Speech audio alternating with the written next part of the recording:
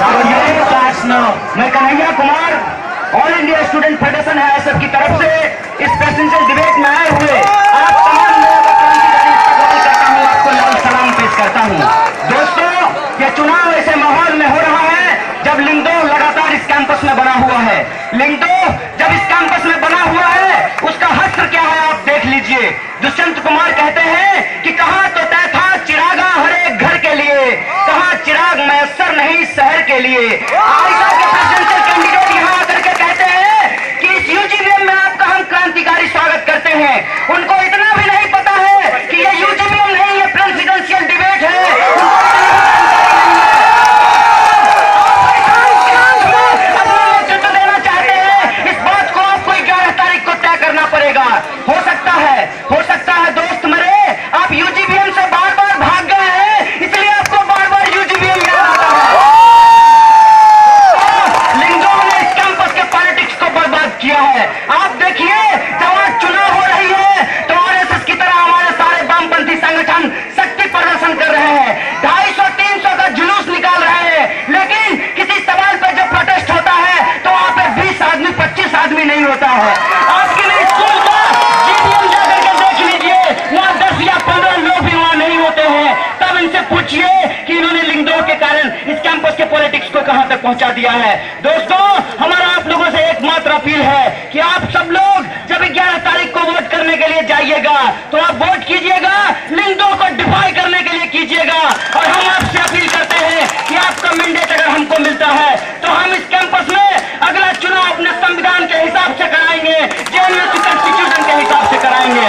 दोस्तों, एक बात और हम कहना चाहते हैं, जब हम जेंडर सेंसिटिविटी की बात कर रहे हैं, हम जब जीएस कैस की बात कर रहे हैं, तब इस मंच से खड़े होकर मैं कम्युनिस्ट पार्टी ऑफ इंडिया के लीडर अतुल कुमार अंजान की कड़े शब्दों में निंदा करता हूं कि वो कहीं भी उनके बारे में इतना घिनौना बयान देते हैं, उनकी मैं खड़े शब्दों से निंदा करता हूं।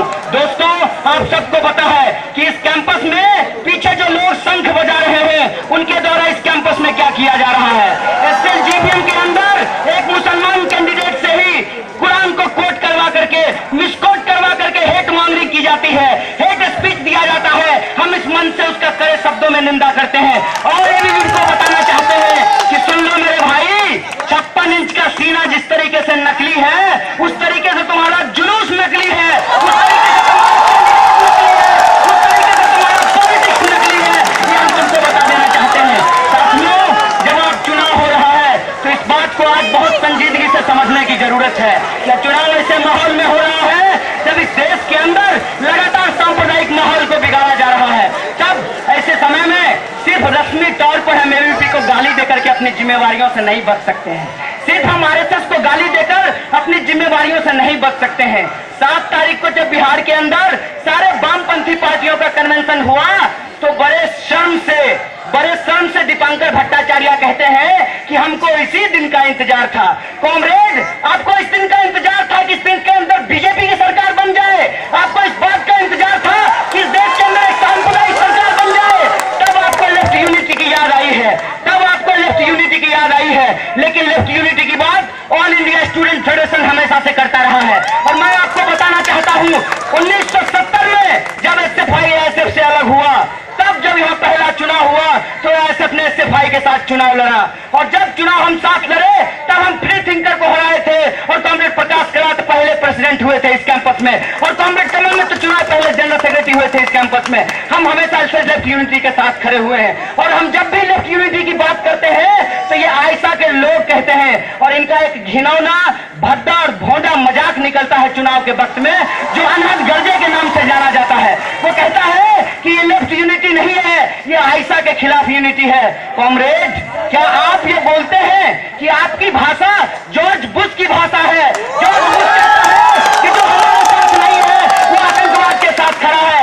आज AIESEF कह रही है कि जो हमारा क्रिटिसिज्म करेगा वो प्रशासन के साथ खड़ा है। हमको इस जॉर्ज बुश की भाषा को रिजेक्ट करना है, हमको इस मोदी की भाषा को रिजेक्ट करना है। दोस्तों, साथियों, जब ऐसे माहौल में चुनाव हो रहा है, जब एबीवीपी का एक कैंडिडेट खड़ा होकर के हमको सेकुलरिज्म समझा रहा है, हमको बता रहा है कि आपको हिंदू धर्म की रक्षा करनी पड़ेगी, तो मैं कहना चाहता हूं कि हिंदू धर्म की रक्षा करने का ठेका आरएसएस ने लिया है, बीजेपी ने लिया है।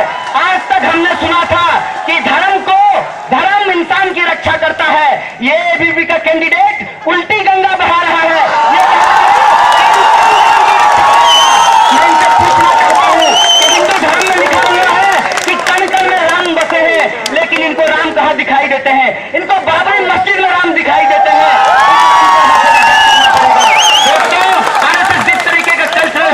कैंपस में बनाने की कोशिश कर रहा है, उस कल्चरल हेजेमनी को हमको चैलेंज करने की जरूरत है। और जब हम उस कल्चरल हेजेमनी को चैलेंज करेंगे, तब हम इनके पॉलिटिकल प्रोपेगेंडा को खारिज करेंगे।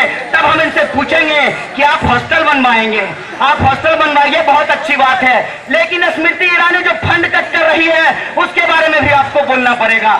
जब हम एनपीएम की बात करेंगे, तब हम महंगाई की भी बात करेंगे। जब हम यहाँ पर बेटर हेल्थ फैसिलिटी की बात करेंगे, तब हम न्यू लिबरलिज्म की बात करेंगे। आप देखिए कि किस तरीके से 3 साल के बच्चे का लाश समुद्र की तट पर टकरा रहा था। ये कौन सी व्यवस्था है?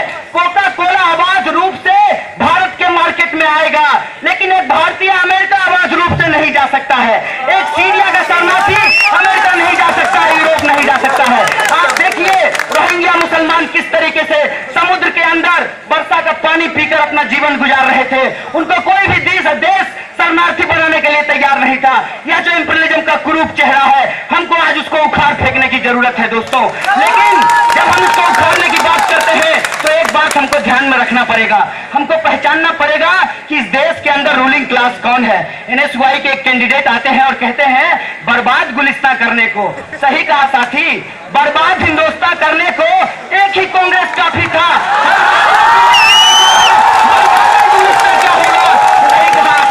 यहाँ पे खड़ा होकर के आप हॉस्टल की बात और एमसीएम की बात कर रहे हैं। बीजेपी और कांग्रेस में आपाधापी चल रही है कि नॉर्थ ईस्ट मिनिस्ट्री से पैसा कौन लेकर आया। पहले तय कर लो यार, पैसा कौन लेकर आया। पैसा ना तुम्हारे बाबूजी का है, ना तुम्हारे बाबूजी का है, देश की जनता का नहीं है।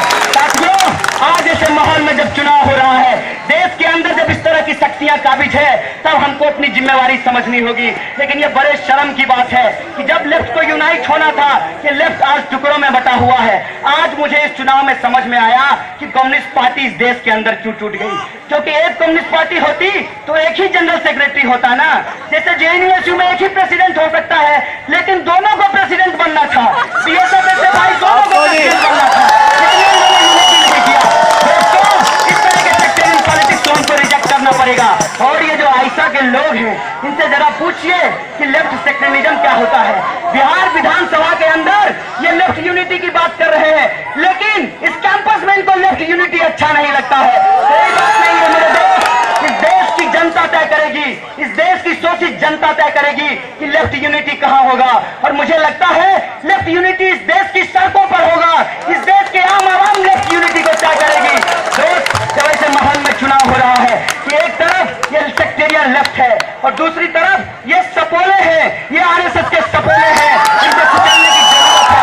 ऐसे माहौल में हमारा आप सब लोगों से अपील है, जब आप 11 तारीख को वोट करने के लिए जाइएगा, जब आप बेटर हेल्थ फैसिलिटी के लिए वोट करेंगे, जब आप हॉस्टल के लिए वोट करेंगे, जब आप मोर एमसीएम के लिए वोट करेंगे, जब आप जीएस कैश के लिए वोट करेंगे, तब आपके दिमाग में एक बात रहना चाहिए, ये जो भेड़िए की संतान, ये जो 56 इंच के सपोले इस कैंपस में घूम रहे हैं, इनको हमको रिजेक्ट करने की जरूरत है। साथ ही साथ ये जो बार बार बात को घुमाकर बोली जाती है, लोग कह रहे हैं कि आप अकेले क्यों चुनाव लड़ रहे हैं।